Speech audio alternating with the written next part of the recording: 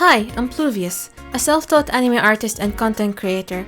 While I originally started as an illustrator, I decided to pursue my dreams and switch my path to creating comics, specifically drawing webtoons. I've always been inspired by anime and manga. They're the reason I fell in love with creating my own stories and characters. Yet for the longest time, I didn't know what would be the best format for me to tell my stories through, until I stumbled upon webtoons. I found webtoons format to be the most inspiring to me, as I love making colorful digital artworks and the creative possibilities are really endless with this medium.